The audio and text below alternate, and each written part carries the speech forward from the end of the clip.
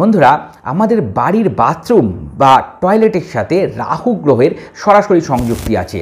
রাহু গ্রহের কুপ্রভাব বিস্তারিত হয় এই টয়লেট বা বাথরুম থেকেই। বাস্তুতে বাথরুমকে তাই সবসময় সঠিক স্থানে অবস্থান করা বলা হয়েছে। এছাড়াও বন্ধুরা, বাথরুমে ব্যবহার করার সময় কিছু নিয়ম অবশ্যই মানা উচিত। আপনারা যদি কিছু ভুল বাথরুম ব্যবহারের ক্ষেত্রে করে থাকেন, তাহলেও কিন্তু বাস্তুর অন্যান্য পজিটিভিটিগুলো আপনারা ফিল করবেন না। আপনাদের সবসময় একটা নেগেটিভিটি সেই বাস্তুতে ফিল হবে। আমি মূলত 5টা বিষয় আজকে আলোচনা করব, যে 5টা বিষয় আপনাদের বাড়ির বাথরুমে অবশ্যই মেনটেন করা উচিত। না হলে কিন্তু আপনাদের আর্থিক দুরবস্থা, বাড়িতে মানসিক এবং শারীরিক অশান্তি এবং ধার দেনায় আপনারা সবসময় জর্জরিতই থাকবেন। কিছুতেই আপনারা এই সংক্রান্ত ঝামেলা অশান্তি থেকে নিজেদেরকে মুক্ত করতে পারবেন না। কি সেই 5টা বিষয় অবশ্যই তুলে ধরবো আমি, আচার্য ঋত্বিক চক্রবর্তী। সহজ ভাষা ধর্মকথার এই নতুন পর্বে আপনাদের সকলকে জানাই সুস্বাগতম। বন্ধুরা, সহজ ভাষা ধর্মকথায় আমরা বাস্তু সংক্রান্ত, জ্যোতিষ সংক্রান্ত এবং আমাদের হিন্দু ধর্মশাস্ত্র সংক্রান্ত বিভিন্ন বিষয় নিয়মিত তুলে ধরি, যেগুলো আমাদের প্রাত্যহিক জীবনের বিভিন্ন রকম জটিল সমস্যার সহজ সমাধান আপনার হাতের কাছে নিয়ে চলে আসে। আপনারা সেই সংক্রান্ত ভিডিও যদি নিয়মিত পেতে চান, তাহলে অবশ্যই সহজ ভাষা ধর্মকথা আপনাদের এই প্রিয় চ্যানেলকে সাবস্ক্রাইব করে পাশে থাকা বেল বাটনটা ক্লিক করতে কিন্তু ভুলবেন না, যাতে পরবর্তী ভিডিও নোটিফিকেশনগুলো আর মিস না হয়ে যায়। বন্ধুরা, চলে আসছি আজকের মূল বিষয়, বাথরুম ব্যবহার করার সময় অবশ্যই যে 5টা বিষয় আপনাদের অবশ্যই খেয়াল করা উচিত। তার প্রথম বিষয়টা হচ্ছে ভেজা জামা কাপড়। বন্ধুরা, অনেক সময় দেখা যায় স্নানাদি ক্রিয়া সম্পাদন করার পরে বাথরুমেই আপনারা ভেজা জামা কাপড় দীর্ঘ সময় ধরে ফেলে রাখেন। অর্থাৎ জামা কাপড় ধুয়েছেন, বালতিতে বা কোনোভাবে হ্যাঙ্গিং করে ওটাকে বাথরুমে রেখে দিয়ে এসছেন, অনেকক্ষণ ওইভাবে পড়ে আছে, বাথরুম থেকে বার করেননি। এটা কিন্তু ভীষণই ভুল। এটা যদি আপনারা করে থাকেন, তাহলে কিন্তু আপনাদের ধন সম্পদ হানি অবশ্যই হতে শুরু করবে। এই ক্ষেত্রে আপনাদের উচিত বাথরুম থেকে বেরোবার সময় সর্বপ্রথম ওই ভেজা জামা কাপড় যেটা আপনারা কেচেছেন বা ধুয়েছেন, সেটাও সাথে করেই নিয়ে আসা এবং রোদ্দুরে বা যেখানে শুকোতে দেন আপনারা সেখানে শুকোতে দিয়ে দেওয়া। কখনোই বাথরুমে ভেজা জামা কাপড় দীর্ঘ সময় ফেলে রাখবেন না। দ্বিতীয় যে বিষয়টি বলবো সেটা হচ্ছে ভাঙা বালতি বা মগ ব্যবহার করা।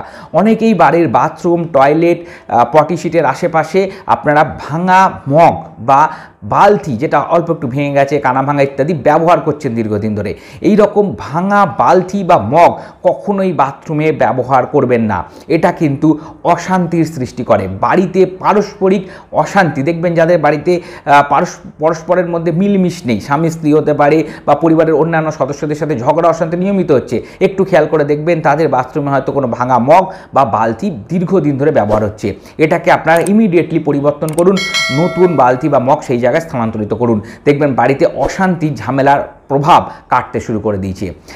তৃতীয় যে বিষয়টি বলবো সেটি হচ্ছে ভাঙা চুল। বাথরুম অনেক সময় গোছা ভাঙা চুল পড়ে থাকে, যেটা ড্রেনে বা বাথরুম যেখান থেকে জলটা পাস হচ্ছে সেইখানে আটকে আছে, বা বাথরুমের আশেপাশে দেখতে পাবেন যে ভাঙা চুল পড়ে আছে অনেক।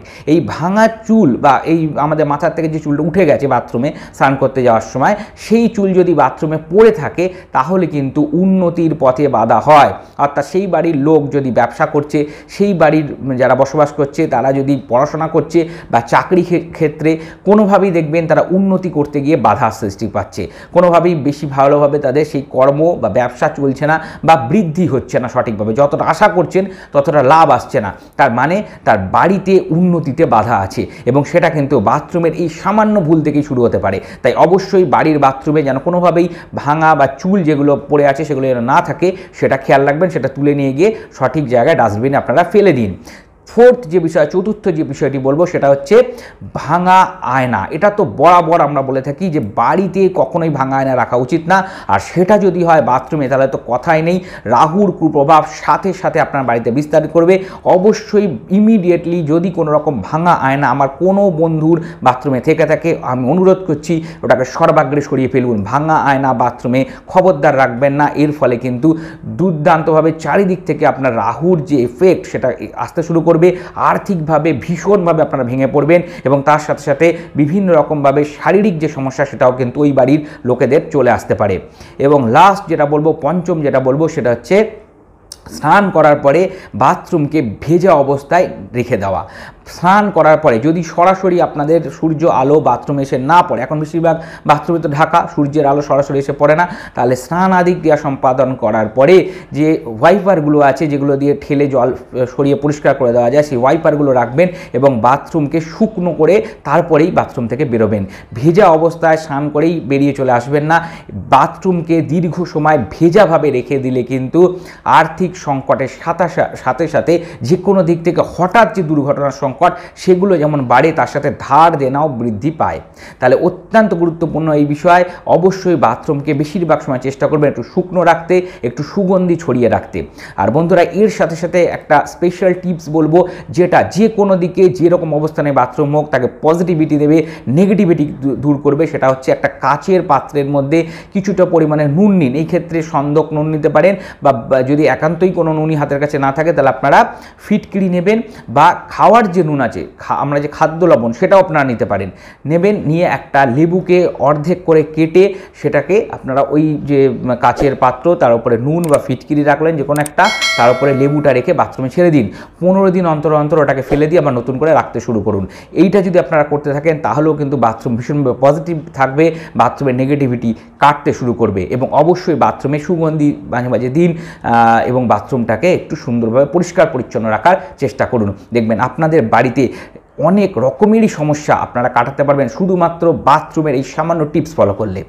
বন্ধুরা, সহজ ভাষা ধর্মকথায় আমরা এই রকমই বিষয়গুলো মাঝে মাঝেই তুলে ধরি, যেগুলো বাস্তু এবং হিন্দু ধর্মশাস্ত্রের বিভিন্ন দিক থেকে তুলে নিয়ে আসা হয় এবং আপনাদের প্রাত্যহিক জীবনের বিভিন্ন রকমের সংকট থেকে, আপনাদের দুরবস্থা থেকে কাটিয়ে নিজেদের যে সুন্দর জীবন তাতে নিয়ে আসতে সাহায্য করে। যদি আপনারা সেগুলো নিয়মিত পেতে চান, অবশ্যই আপনাদের এই প্রিয় চ্যানেল সহজ ভাষা ধর্মকথাকে সাবস্ক্রাইব করে পাশে থাকা বেল বাটনটা ক্লিক করতে কিন্তু ভুলবেন না। আর আজকের পর্বটা যদি আপনাদের ভালো লেগে থাকে অবশ্যই একটা লাইক দিয়ে আমাকে উৎসাহিত করুন। আর আমাদের এই পর্বটা বন্ধুদের সাথে বিশেষ করে শেয়ার করুন, সকলকে জানতে সাহায্য করুন। আর আমাদের ফেসবুক পেজ আছে সহজ ভাষা ধর্মকথা, ওখানে একটা লাইক দেখুন। হিন্দু ধর্মশাস্ত্রের বিভিন্ন বিষয়, মন্ত্রতন্ত্র ওখানে নিয়মিত আলোচনা হয়ে থাকে। সকলে ভালো থাকবেন, সুস্থ থাকবেন। দেখা হবে পরবর্তী পর্বে। নমস্কার।